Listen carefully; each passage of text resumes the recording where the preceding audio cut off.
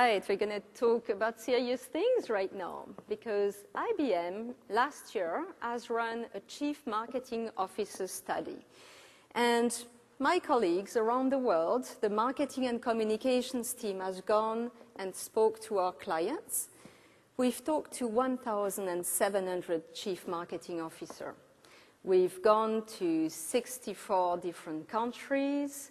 We've been asking, in fact, 35 questions. We've been gathering more than 10,000 quotes that we've analyzed with all of our beautiful tools that help us understand sentiments in order to really know what's going on in the marketplace and what is it that is changing the way we're going to do marketing.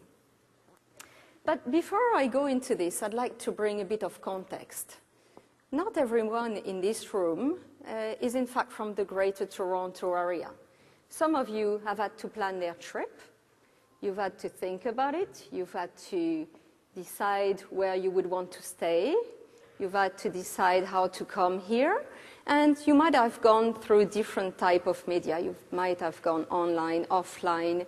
You might have looked at some user reports and reviews. So that makes me think that the way we get information, the way that we decide, the way we buy and we act has changed a lot compared to what it was 10 to 15 years ago. And clients are now empowered with different devices, have huge accessibility in terms of online media. And this creates data, big data. But this data is not only big. The data that was created in the world until 2003 now gets created in 2 days only. Put in another word, 90% of the world data was created in the last 2 years. Now, the way the data get transferred is very quick now. We have huge bandwidth, we have great devices. You realize there's more cycle in decisions and more communication going before we do something than it used to be before. So we accelerate the data transfer as it goes. And the nature of the data is also changing. We were used to having structured data that was aligned in rows or in columns. That's no more the case. We now have access to videos, to music, to digital record of any kind, including medical records, sensor data, speech, self-edited data. This is what we call unstructured data. It represents 80% of the data out there right now, and it's growing at an 800% in the next 5 years. Now, can we really trust this data? It's full of jargon, it's got poor grammar, it's got sarcasm in it.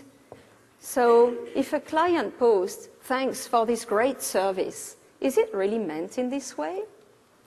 It's going to take tools to understand all of that and being able to make sense of what's out there. So what did we really learn in our study? What did the CMOs around the world all tell us? The main message is that they really feel unprepared. It's not new news. What I told you, they know there are many changes going on, and they've rated those. They've rated those and say those that have the most importance for them are the explosion of data, the use of social media, and the multiple devices that now need to be served. So 65% of them feel unprepared to handle this, and that really much correlates with what CEOs told us 1 year ago when we asked them the same type of questions. Now, the challenge for all of us in marketing is that the tenure of a marketing leader is about 2 years. So there's not much time to make changes and make changes that can show impact.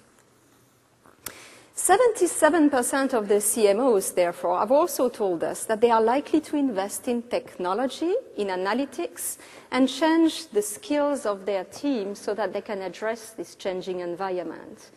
Because intuition alone will not be sufficient. It will take deep analytics in order to know how to address the clients and be relevant for them. They also told us that the first thing that they want to invest into is going to be social media. So social media is not something you can really control. And in order to be on top of it, it requires a very strong corporate character. A corporate character that is understood on the marketplace, that is understood by the employee of the company. And the CMOs actually told us that for 32% of them, they believe that their corporate character is not well understood.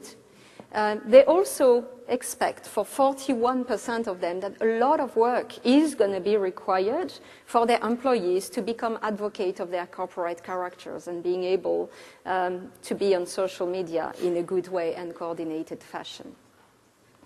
So, but what is going to guide changes, and what is it that they really want to make sure they achieve, the CMOs, in doing changes? The first thing for them is that the return on investment is going to be critical. They need to make sure that what they do is going to have a strong return on investment. The other thing is that they want to really have a very good customer experience for their clients. So these are things that will require that the role of the CMOs goes beyond what they declare where they are the most influential today. And where they are the most influential today is on the promotional aspect of the 4 Ps. 80% told us that's where they've got the most influence, followed by 56% on the products.